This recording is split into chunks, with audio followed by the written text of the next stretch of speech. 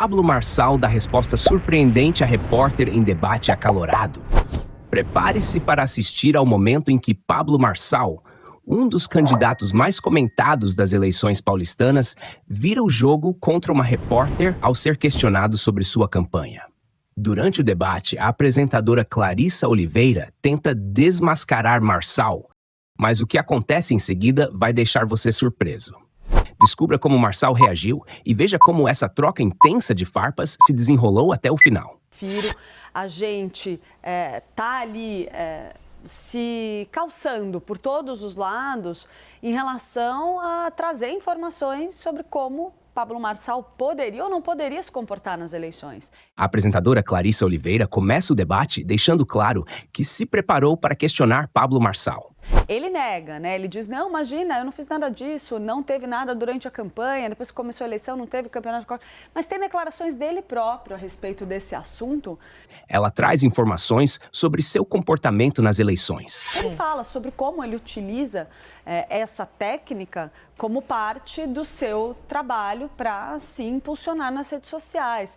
Vale a gente lembrar que todo esse brilhantismo da estratégia de Pablo Marçal não nasceu dele, né, Elisa? Ele foi inspirado por um perfil de fora do Brasil, que é Andrew Tate, que é um kickboxer que teve as suas redes bloqueadas, ele é um influenciador também, teve as suas redes bloqueadas porque cometeu ali uma série de crimes. Fica evidente a intenção da apresentadora em expor Marçal e questionar sua autenticidade como candidato. Em uma entrevista recente, ele foi confrontado sobre um processo que ocorreu há 20 anos. Vamos conferir como ele lidou com as perguntas incisivas da apresentadora. Candidato, eu gostaria de trazer aqui para a gente conversar com o senhor a questão da sua condenação. A apresentadora inicia o questionamento de forma direta, abordando a condenação do candidato e mencionando que ele deveria ter cumprido pena.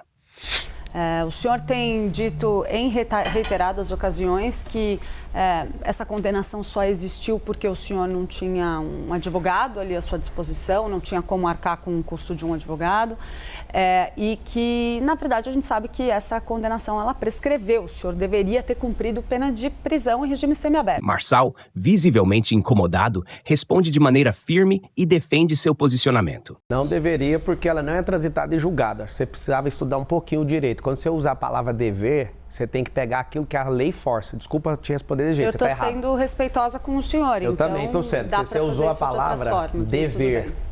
A lei, quando ela é permissiva e falar sobre dever, você tem que estar amparada nela. Você está desamparada no que você está falando. Mas eu vou te explicar para você aprender um pouco aí do mundo jurídico. Candidato. O que foi? Só peço um respeito para a gente continuar Qual o que é a debate. falta de respeito? Eu estou sendo respeitosa com o senhor em todos os questionamentos. Da onde você tirou o negócio do dever? O senhor não teve uma condenação em seu nome? Foi prescrita, ela não transitou em julgado, teve um defensor público, depois um advogado. E se tivesse avançado e sido confirmada pelas instâncias jurídicas, o senhor deveria ter sido preso. E o que tem? E diante do fato que provocou essa sua condenação na justiça, qual que é a sua pergunta, então? Porque eu não respondi a primeira, você quer perguntar o quê agora? Diante desse fato, sim. O senhor acredita que não há motivo... Posso terminar a pergunta? Pode, eu não respondi, você pode. Eu estava terminando, eu posso terminar de responder? Não, o senhor me pediu, eu estou fazendo um contraponto a ponto. Não, você está fazendo contraponto? Posso terminar a pergunta, eu vou terminar candidato? A resposta primeiro, que eu sou entrevistado. Vamos fazer o seguinte, candidato. Candidato. Deixa eu terminar. Deixa eu só a gente fazer. Ela vai terminar a pergunta e o senhor tem tempo para responder. Eu respondo a primeira, ela faz a segunda, enquanto ela quiser. Primeira coisa, então, vamos lá. Ano que vem faz 20 anos desse fato. 20 anos. Teve advogado, não dei conta de pagar, o processo correu à revelia logo depois disso. Defensora pública não deu conta, achou complexo demais. Eu consertava computadores, esse cara era pastor na minha igreja, tinha um nível de confiança nele. Fiz algumas coisas que ele pediu, tomei um processo de 13 anos, um processo criminal. Você vê o tanto que eu estou preocupado em fazer coisa ilegal, que no mesmo ano, tá aqui minha carteira de trabalho, foi registrada lá na Brasil Telecom da BR-153, quilômetro 6. Tá aqui a minha carteira de trabalho, eu trabalhando nessa empresa, e para ganhar R$525. E eu fiquei quase 8 anos nessa empresa. Pra você ver que eu nunca me curvei para bandido e nem para bandidagem. Eu sou um trabalhador, em primeiro lugar. Tem 13 anos de carteira de trabalho. Essa carteira de trabalho aqui é minha, olha isso aqui. Opa, aqui. Tá aqui, ó. Se der conta de arrumar a resolução, vai conseguir mostrar para todo mundo, por favor.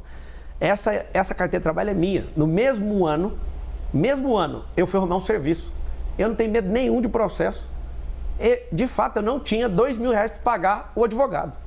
Agora, 20 anos se passaram, vocês vão ficar repetindo isso, eu entendo, eu vou explicar toda vez. Só que é o seguinte, eu não deveria isso, o processo não foi transitado em julgado, eu simplesmente larguei isso e acreditei que isso ia ter uma solução. Graças a Deus, pela injustiça que eu sofri, eu repudio injustiça e odeio qualquer pessoa que mexa com isso. Eu odeio esse negócio de bandidagem. Se vocês acharem qualquer coisa que arrebente comigo, pode ir pra cima. Vocês estão caçando coisa em todos os lugares, eu tô aqui para responder tudo. Agora, falar uma coisa que é dever, desculpa, tá? A gente pode recompor aqui, mas quando você falou você deveria, você foi um pouco longe da lógica. Se a decisão judicial tivesse seguido adiante, tivesse sido confirmada pela justiça, sim, poderia ter ocorrido do senhor ter que... Parabéns. Poderia, não deveria. Candidato, sim. Eu estou sendo respeitosa com o senhor. Eu também, eu estou te falando, então, você trocou a palavra. Eu peço para o senhor responder respeitosamente. Eu estou respondendo, você usou a palavra correta agora. Poderia, não deveria, porque tem um processo chamado ainda devido. assim, a gente tem uma condicional, mas não vamos entrar nisso. Não precisa, porque a gente já saiu. Candidato. O senhor se arrepende de alguma das suas atitudes Todas relacionadas a esse caso? O senhor nunca cometeu nenhum tipo de irregularidade? Opa, claro. Todo mundo aqui, você erra, ela erra. Mas como que o senhor entende, então, as decisões da justiça contra o senhor agora? O senhor é sempre injustiçado, não tem nada que o senhor tenha feito de errado. Não, tem muita coisa que as pessoas falam, você está errado, eu ouço, vou lá e para de fazer. Acha um erro meu que eu repeti 2 vezes, acha você, ué. Eu vou aproveitar o gancho. Se esse mesmo caso tivesse acontecido, se um adversário político seu tivesse sido condenado e prescrito depois de 20 anos, o senhor teria usado isso na hora eleitoral? Ou 2 pesos ou 2 medidas? Primeira coisa, que é o que eu faço e foi isso que me fez prosperar muito, eu ia estudar o caso. Primeira coisa. Aqui tem candidato que bate mulher, ninguém fala nada aqui na entrevista. Aqui tem candidato que dá tiro na porta de boate, ninguém levanta nada disso. Aqui tem candidato que já foi 3 vezes preso. Falou um pouquinho e saiu do assunto. Tá tudo bem para mim. O que a gente precisa é tratar com isonomia todas as pessoas. E eu vou te pedir perdão aqui, porque eu vi que você não gostou. Só que você usou a expressão errada. Não é deveria. A gente precisa disso. É porque existe um universo jurídico. Eu fiquei 5 anos na academia de direito para ter que ouvir isso, não. A entrevista mostra um candidato que se defende com unhas e dentes. Mas será que suas explicações são suficientes? Deixe sua opinião nos comentários.